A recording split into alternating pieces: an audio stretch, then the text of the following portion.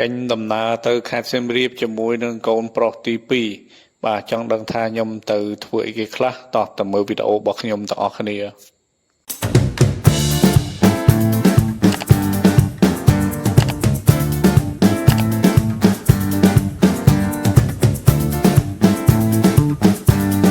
ចូលឆ្នាំខ្មែរខាងមុខនេះអត់បានទៅលេងសៀមរាបទេបងប្អូនបាទដោយសារតែ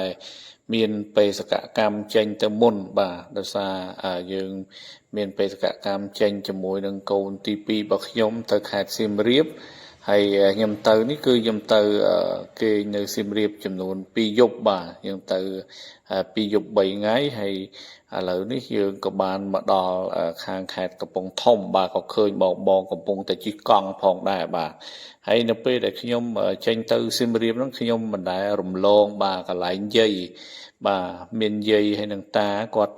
លក់អាឡឹកបាទនៅខាងខេត្តកំពង់ធំហ្នឹងគឺបើយើងទៅពីភ្នំពេញទៅគឺកន្លែងលក់អាឡឹកគាត់នៅខាងឆ្វេងដៃបាទនៅគីឡូប្រហែលជាខ្ទង់150ជាងបាទគីឡូលេខខ្ទង់150ជាងហ្នឹងគឺនៅខាងឆ្វេងដៃបើយើងមកពីភ្នំពេញទៅសៀមរាបបងប្អូនបាទហើយខ្ញុំកម្រណានឹងរំលងកន្លែងលក់អាឡឹករបស់តាយាយនេះណាបាទដោយសារតែអាឡឹករបស់គាត់គឺថាតម្លៃធូរថ្លៃបាទតម្លៃធូរថ្លៃហើយបើនិយាយពីរសជាតិវិញគឺថាឆ្ងាញ់បាទរសជាតិផ្អែមមែនទែនបាទអាឡឹករបស់គាត់គឺថាទំហំ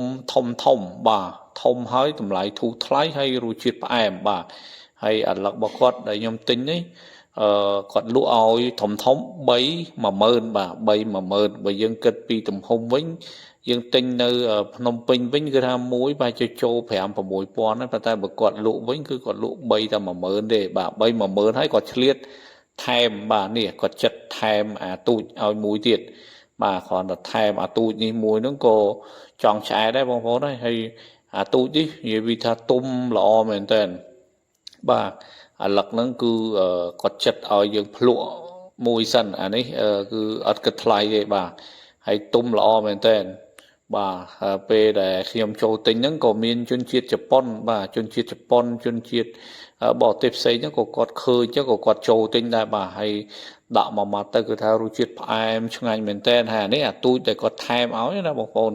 បើសិនជាពុះអាធំអា3 10000ទៀតហើតែឆ្ងាញ់មែនតើបាទអាឡឹករបស់គាត់គឺថាតម្លៃធូរថ្លៃធំហើយរសជាតិឆ្ងាញ់បាទអញ្ចឹងខ្ញុំកុំរំលងទីតាំងរបស់គាត់ណាឲ្យតែទៅដល់ខាងខេត្តកំពង់ធំហើយក៏ឆ្លៀតបាទចូលទៅមើលផ្ទះបាទខ្ញុំមានដីមួយនៅខាងម្ដុំស្រុកស្ទងនៅគីឡូលេខប្រហែលជាខ្ទង់207បាទយើងទៅពីពេញទៅហួសកន្លែងលក់អំបុកតិចទៅបាទនៅចន្លោះពីកន្លែងលក់អំបុកទៅកន្លែងលក់ត្រីងៀតហើយដីនេះគឺនៅជាប់ខ្នល់ជាតិតែម្ដងបាទទំហំវាប្រហែលជាខ្ទង់20ជាងបដោយជំរឿទៅ7បាទ70ម៉ែត្រទៅក្រោយ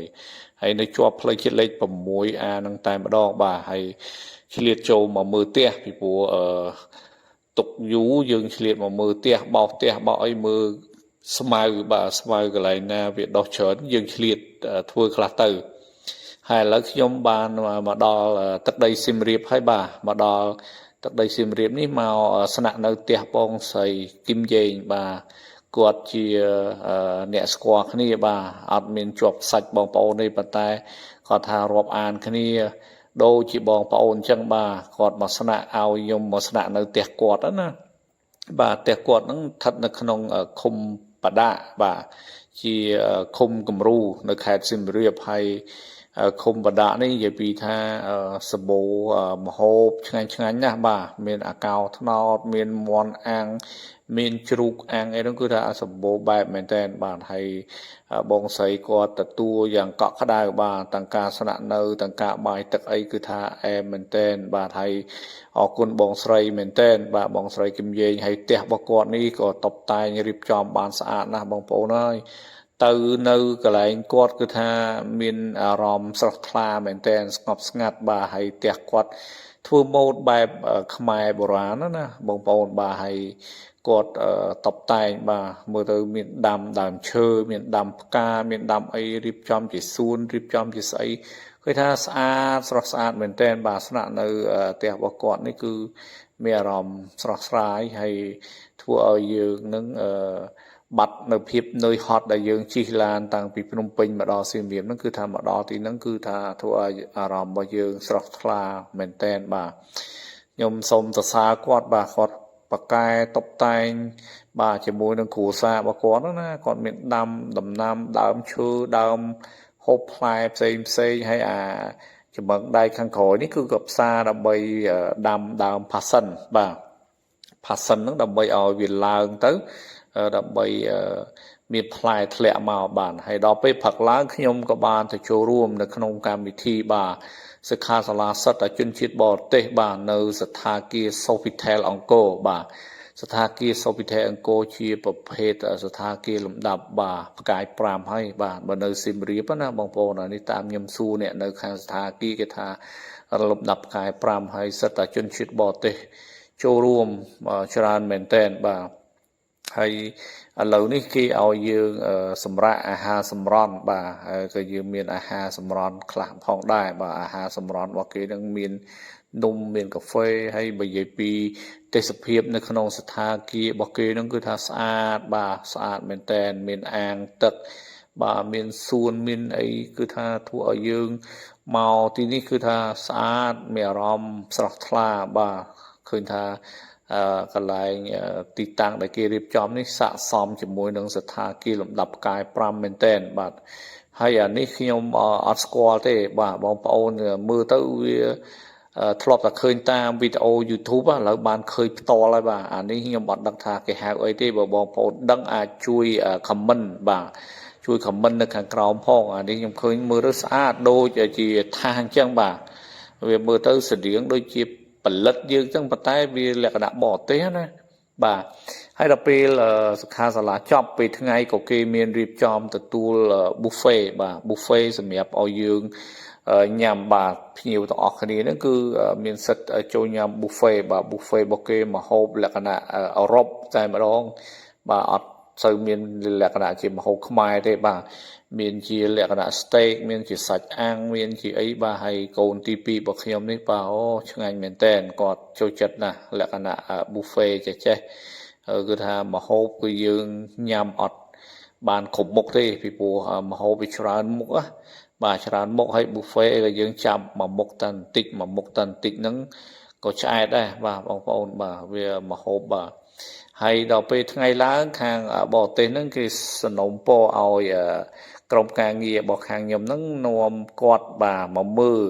កន្លែងទីតាំងផលិតឥដ្ឋអេកូបាទគឺថាកន្លែងផលិតឥដ្ឋអេកូនេះមានទីតាំងនៅសង្កាត់ជ្រាវខេត្តសៀមរាបបាទកន្លែងផលិតរបស់គាត់ហ្នឹងគឺថាឥដ្ឋអេកូនេះគឺផលិតចេញមកគឺពណ៌ក្រហមតែម្ដងបាទហើយយកទៅសាងសង់ជាលបងជាផ្ទះអីគឺមិនចាំបាច់លាបពណ៌ក៏បានដែរបាទឥឡូវនេះខ្ញុំបានចុះមកមើលទីតាំងបាទសាខាឥដ្ឋអេកូនៅខាងខេត្តសៀមរាបបាទឥឡូវខ្ញុំបានដឹកនាំក្រុមបរទេសបាទក្រុមបរទេសទាំងអស់គាត់មាន2ក្រុមបាទគាត់មានឡានក្រុងចំនួន2ប៉ុន្តែគាត់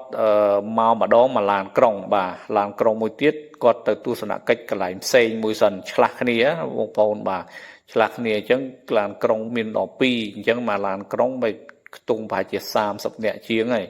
អញ្ចឹងឡានក្រុងទី1ក៏បានមកកន្លែងទីតាំងផលិតឥដ្ឋអេកូបាទគឺថា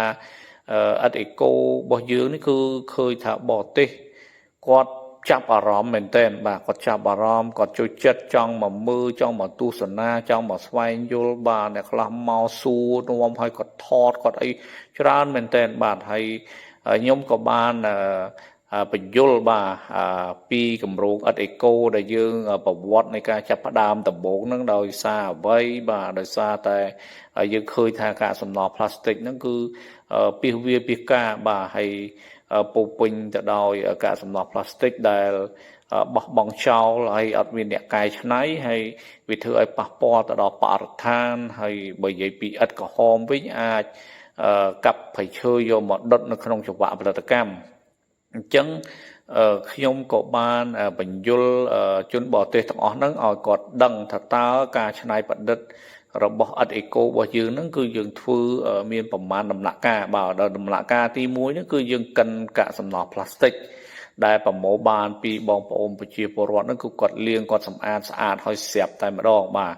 គឺយើងយកមកគឺយើងដាក់ចូលទៅក្នុងម៉ាស៊ីនគឺយើងកិនទៅវាចេញជាកម្ទេចកម្ទេចចម្រុះពណ៌បាទចម្រុះពណ៌ស្អាតមែនទែនហើយយើងបានជួយទៅដល់បរិស្ថានផ្លាស្ទិកហ្នឹងគឺយើងប្រមូលមកហើយអាហ្នឹងជាដំណាក់កាលទី1ឯដំណាក់កាលទី2នេះគឺជាម៉ាស៊ីនកិនដីបាទយើងត្រូវការកិនដីឲ្យវាបានម៉ត់ណាបងប្អូនបាទកិនឲ្យម៉ត់ទើបយើងអាចយកវាទៅចូលម៉ាស៊ីនទី3បាទម៉ាស៊ីនទី3គឺជាម៉ាស៊ីនដែលឥឡូវនេះខ្ញុំនាំគាត់ទៅមើលម៉ាស៊ីនទី3គឺជាម៉ាស៊ីនដែលលាយវត្ថុធាតុដើមបាទយើងមានវត្ថុធាតុដើមជាច្រើនមុខបាទលាយបញ្ចូលគ្នានៅក្នុងម៉ាស៊ីនលាយបាទម៉ាស៊ីនក្លុកលាយដែលមានឆ្នាំងរាងធំបាទពណ៌បៃតងហ្នឹងគឺជាឆ្នាំងដែលយើងលាយវត្ថុធាតុដើមជាច្រើនមុខបាទមានជាផ្លាស្ទិកមានវត្ថុធាតុដើមផ្សេងលាយចូលគ្នាឲ្យសព្វហើយបានយើងចូលមកម៉ាស៊ីនទី4បាទម៉ាស៊ីនទី4នេះគឺជាម៉ាស៊ីនដែលផលិតឥដ្ឋតែម្ដងបាទគឺថាដាក់លបាយចូលទៅគឺគៀបមកចេញឥដ្ឋម្ដង2ដុំតែម្ដងបាទចេញម្ដង2ដុំម្ដង2ដុំបាទហើយឥដ្ឋរបស់យើងនេះពេលដែលយើងគៀបហើយគឺយើងយកវាមកដាក់សណ្ដាល់ហាលវាឲ្យស្ងួតឲ្យវារឹងបាទគឺថាឥដ្ឋរបស់យើងនេះគឺអត់មានដុតបាទអត់មានកាប់ព្រៃឈើយកមកដុតនៅក្នុងសង្វាក់ផលិតកម្មរបស់យើងទេបាទគឺយើងផលិតហើយយើងវាដាក់វាហាលឲ្យស្ងួតហើយយើងស្រោចទឹកវាឲ្យទៅគឺយើងអាចយកទៅសាងសង់បានតែម្ដងបាទបន្ទាប់ពីយើងបង្ហាញពីសង្វាក់ផលិតកម្មជូនជនបរទេសរួចហើយយើងក៏ជូនគាត់មកមើលបាទទស្សនាអាគារបាទអាគារដែលសាងសង់ពីឥដ្ឋអេកូរបស់យើងផ្ទាល់តែម្ដងឲ្យគាត់ឃើញថាតើនៅពេលដែលយើងផលិតឥដ្ឋបានហើយយើងត្រូវយកទៅសាងសង់ហ្នឹងគឺយើងសាងសង់សំណង់អាគារបានប្រភេទអីគេខ្លះហើយវាមានភាពរឹងមាំដោយរបៀបណាបាទនេះគឺជាអាគារដែលសាងសង់ពីឥដ្ឋអេកូរបស់យើងបាទបងប្អូនមើលតសបាទតសគឺថារៀបគឺថាធំបាទមើលរឹងមាំតែម្ដងបាទបន្ទប់លើគ្នាស្តៀងដូចអង្គរវត្តយើងអញ្ចឹងបងប្អូនបាទនេះហើយគាត់ចូលចិត្តមើលណាបាទគាត់ចាប់អារម្មណ៍ខ្លាំងណាស់ហើយយើងក៏មានបង្ហាញបាទក្រុមការងារយើងក៏មានដាក់លក់ទៅលើទឹកឃ្មុំប្រភេទ